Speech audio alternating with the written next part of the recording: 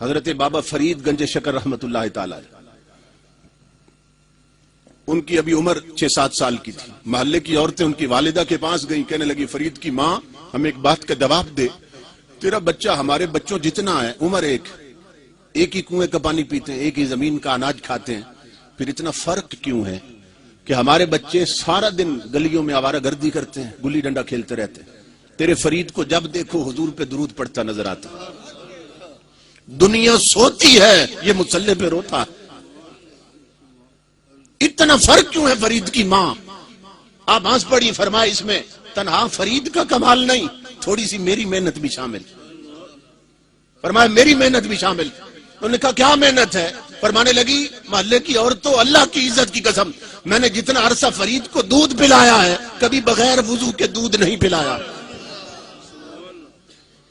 یہ تنہا فرید کا کمال نہیں، یہ اس مقدس دودھ کا کمال ہے جو فرید کی رگوں میں گردش کر رہا ہے.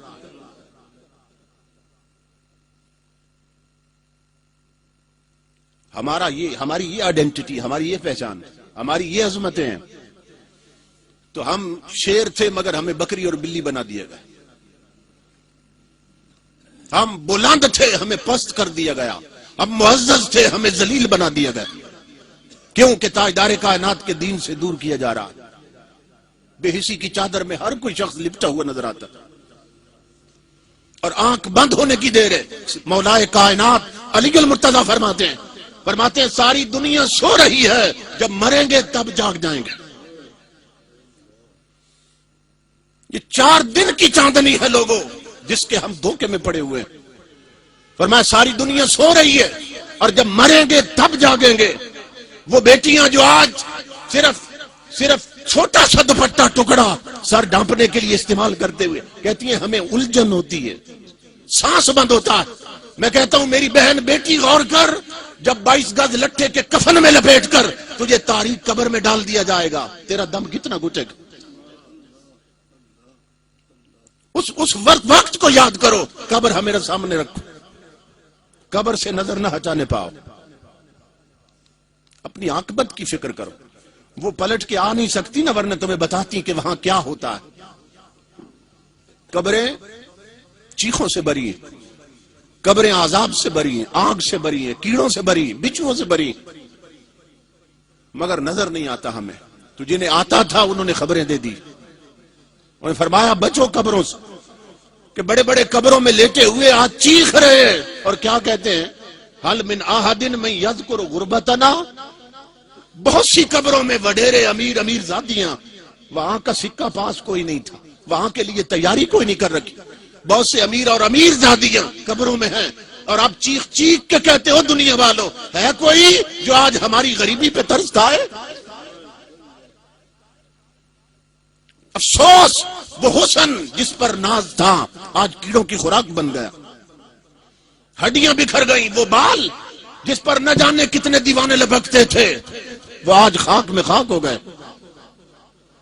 یہ جو زندگیوں کو روگ لگے ہیں نا، گھروں میں پریشانیاں ہیں، پورے ملک پر نہیں پورے عالم اسلام پر ایک نحوست مسلط، اور زندگیاں اجیرن بن گئیں اور کتوں سے بدتر زندگی ہو گئی مسلمانوں کی. یہ صرف اس لیے ہے کہ ہم تاجدار کائنات کے سچے غلام نہیں رہے. ہماری مسجدوں کی چٹائیاں نمازیوں کا انتظار کرتی رہتی، الماریوں میں رکھے ہوئے قرآن پڑھنے والوں کے منتظر ہیں. ہماری بیٹیاں ناول پڑھتی، اخبار جہاں پڑھتی ہیں. کتنی ہے گھروں میں جنہوں نے کبھی مصطفیٰ کا قرآن پڑھا؟ یہ صورتحال ہو چکی. حضرت عبداللہ ابن عمر فرماتے ہیں کہ ہم صحابہ کرام کے حال میں، آپ کے زمانے میں حال یہ تھا کہ اذا کننا فقدنا الرجل فی الفجر والعشاء اسانا به الظن، کہ ہم جب کسی بندے کو دیکھتے نا کہ فجر اور عشاء کی نماز نہیں پڑھی اس نے، ہمیں شک ہوتا یہ منافق کہ وہ مسلمان اور فجر کی نماز چھوڑ دے، وہ مسلمان اور عشاء کی نماز نہ پڑھے. اب فرماتے ہم صحابہ کا حال یہ تھا جو 2 نمازیں چھوڑ دیتے، ہم اسے منافق سمجھتے تھے. وہ آج ہمیں دیکھ لیتے تو ہمیں کافر سمجھتے کہ ہم تو 5 چھوڑ بیٹھے. کیا رشتہ رہ گیا رب اور رسول کے ساتھ؟ ادھر سجدوں کا وقت ہے اور ادھر ہمارے بچے کرکٹ کھیل رہے ہیں. ادھر جمعے کی نماز کا وقت ہے، ادھر گراؤنڈ میں جا کر دیکھ بچے کرکٹ کھیل رہے ہیں. ادھر عشاء کی نماز کا وقت ہے، ہماری بہو بیٹیاں ٹی وی پہ بیٹھ کر ڈرامے کی قسطیں دیکھ رہی ہیں. ہر طرف ایک غفلت کی چادر تنی. اس لیے امام الانبیاء کے غلاموں، ہمیں اپنے مقام کو سمجھنا چاہیے، اپنی ذمہ داریوں کو سمجھنا چاہیے، اس سے پہلے کہ سب کچھ ملیہ میٹ ہو جائے.